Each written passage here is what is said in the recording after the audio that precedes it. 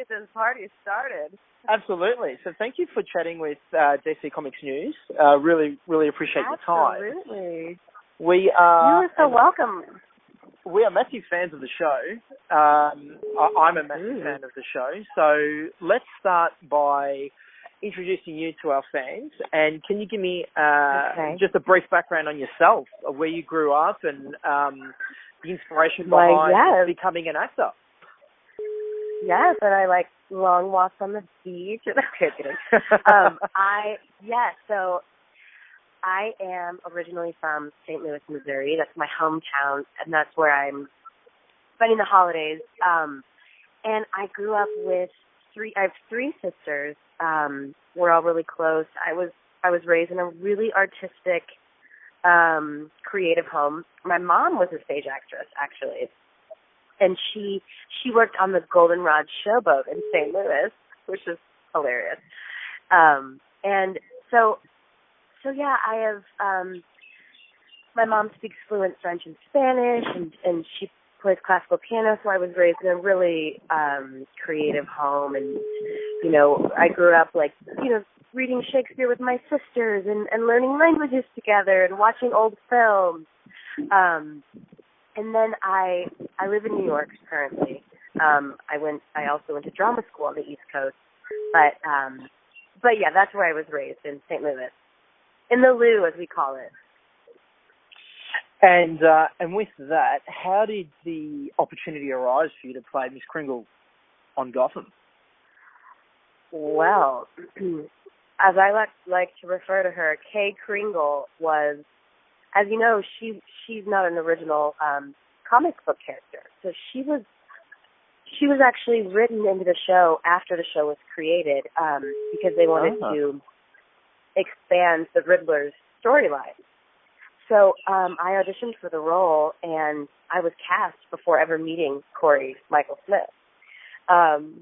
So, luckily we clicked right away when we were on set and had a lot of chemistry, and thus began the evolution of Kringle Enigma, or the demise, maybe I should say. What was the audition process like to play her, considering the role was written after the fact? Yeah, the role was written after the fact, and there was very little information on the character originally. It was this woman who works in the GCPD and is bespectacled, and that's, there wasn't a lot of information that I had on this character going into the audition process. So it was a pretty straightforward audition. I was auditioning with the script for the first episode that Kringle appeared in, episode 6 of season 1. And then once I was cast, and once Corey and I started working together, the story sort of took on a life of its own, and they started to develop it because the writers responded to the chemistry we had. So there wasn't, the big picture wasn't really in place when I auditioned, and it sort of took on this life after I was cast and after I met Corey and we started filming, and then they started to develop that storyline, and it became this little crazy world of its own that just took off. That's amazing. So it sounds like it was developed kind of on the fly as the show was progressing. It wasn't all kind of set up from the start as you walked in. Exactly, and it was. I think a lot of it was the writers responding to what they noticed between Corey and myself. So it was like this. We met, we worked together, and then we realized we had chemistry. We didn't audition together, obviously. So it was kind of a really cool work of fate that put us together. And then I feel like I always feel like it's a story that just sort of took on a life of its own, because it started just to spiral into this, little dark, secretive world that developed between Kristen and Edward. And yeah, it's really interesting. So, in season 1, we see some of the difficulties and the isolation that Edward Nimmer, in particular, goes through while he's working at the GCPD. I think the relationship between Kristen and Edward at certain stages, or probably for the majority of it, is complicated. With the character herself, what do you think it was that drew Kristen to Edward Nimmer? That is an excellent question.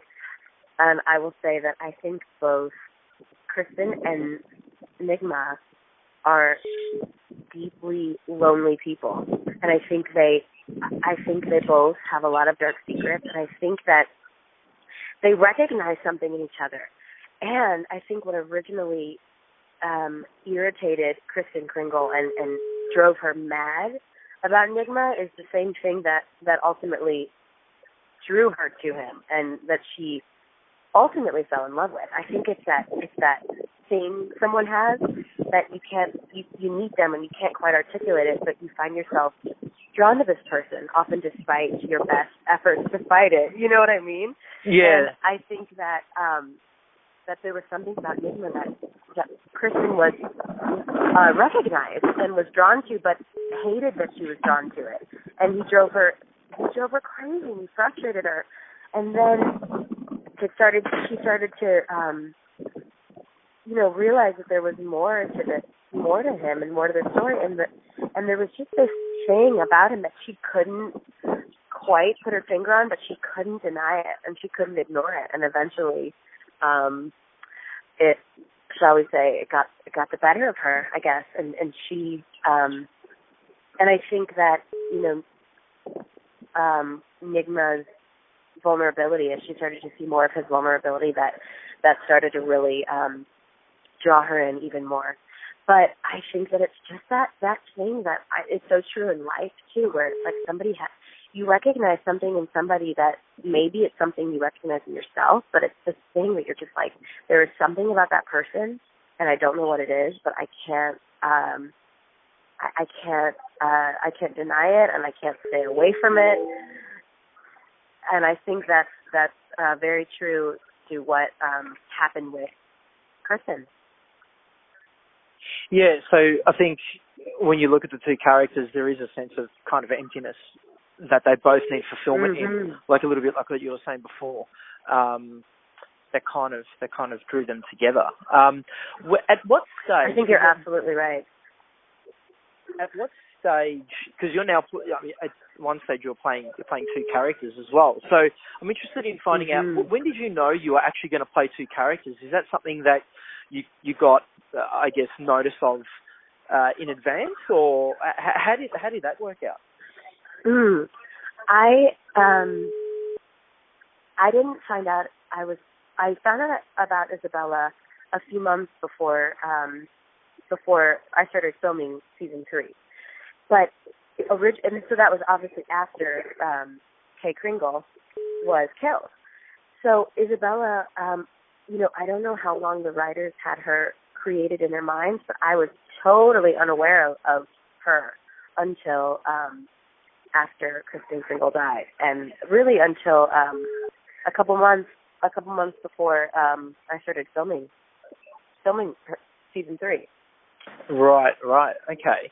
So, with your character, with your original, or even with both characters, you were saying before, and we know that they're not original comic book characters.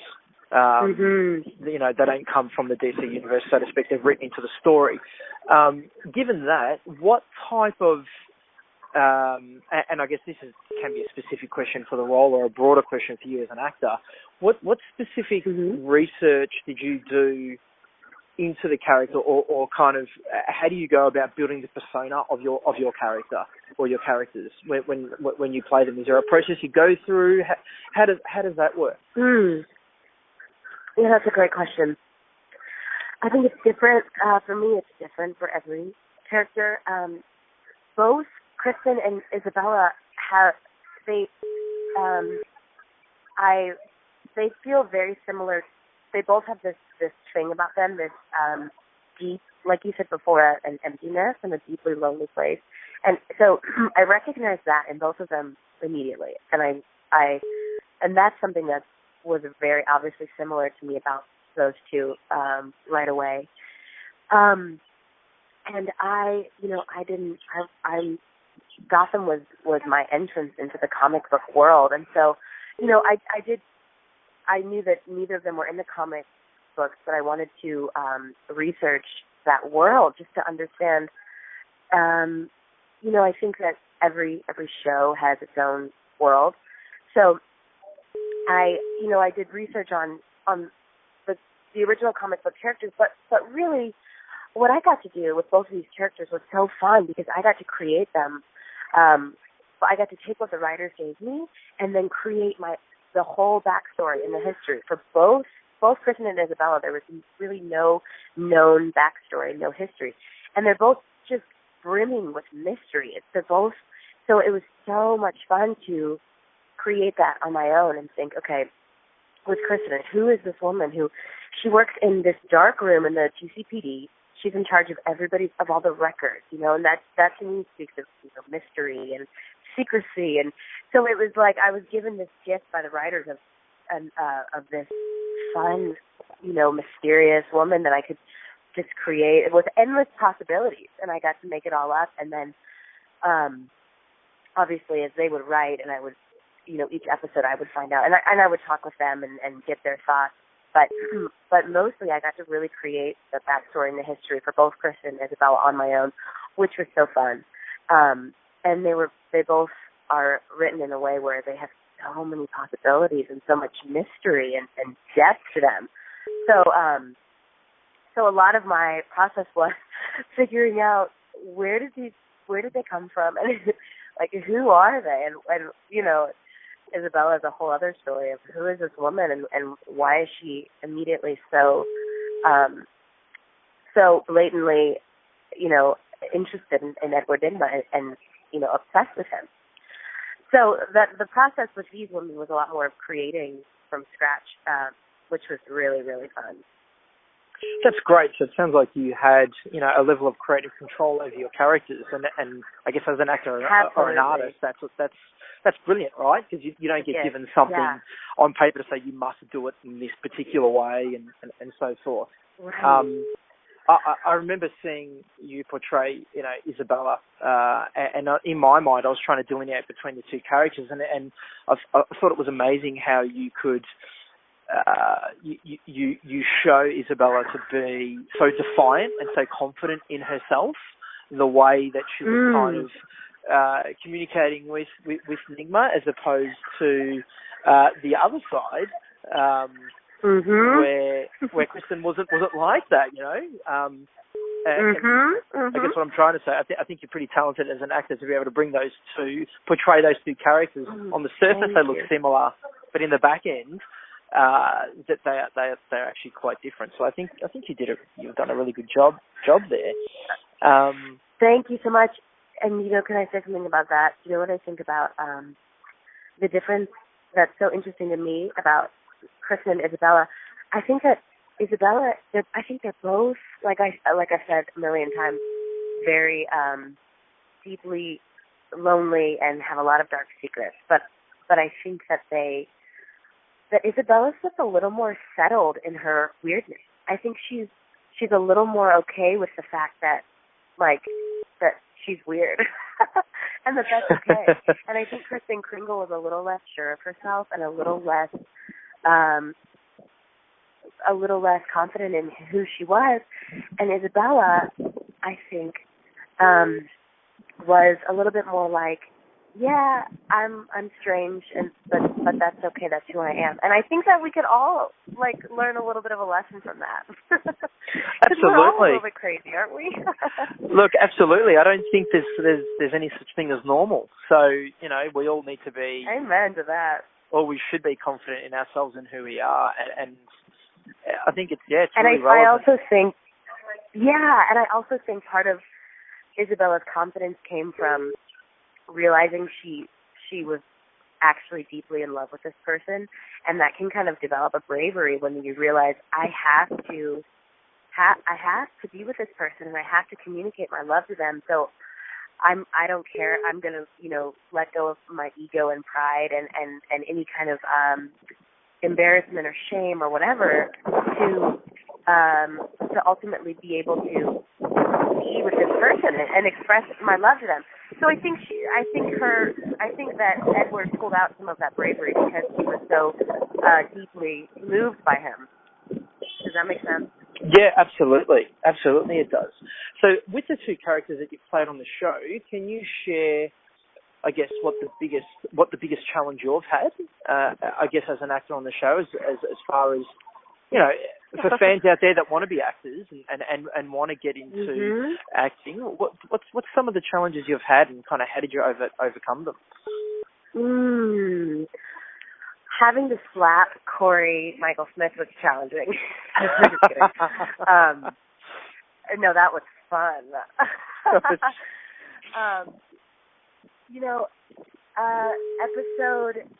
Episode 8 of season 3, where I was playing both. So I was playing Isabella, and then evil Kringle in the mirror, Kristen Kringle reemerging in the mirror as her evil self, and then Isabella as Kringle. That was interesting because it was like 3 different characters almost, because Isabella trying to make herself into Kristen Kringle is like her trying to be somebody else, and so that's like a separate psychology going on there, and keeping straight. Okay, who am I right now? Okay, I'm Kristen Kringle. Okay, now I'm Isabella as Kristen Kringle, and now I'm just Isabella. So that was really interesting and a really interesting journey, and going through the process of Isabella went through such a very raw human emotion of just pure, unabashed desperation, where I will do anything to be with this person. I will change my hair. I will look like this other person who obviously has really affected him. I will do whatever it takes to be with this person.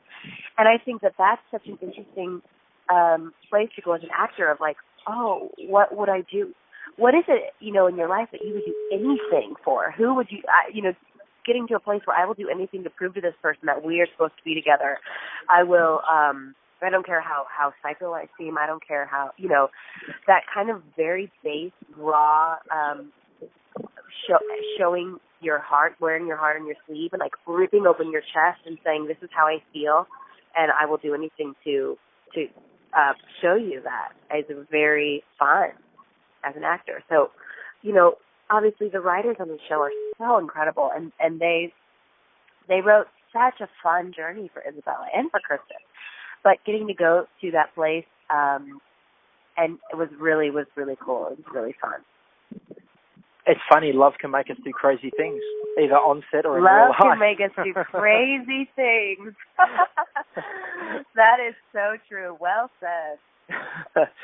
If you could pull back from, I guess, the role that the roles that you play now and the show Gotham, I guess, if you could pick a character to play in the DC universe, do you have an opinion on, who you would play? If who I would want to play? Yeah. I think that there's so many interesting ones. I definitely want to play a villain. I want to play somebody totally bananas. I think Query and Echo are really interesting. I think that they are those two characters. There's not a lot of information about them, and I think that they're fascinating to me. I also think Zatara, am I saying that right? Zatanna? Yes. The magician. I think she's dazzling, and I think who wouldn't want to play a magician and dazzle the world?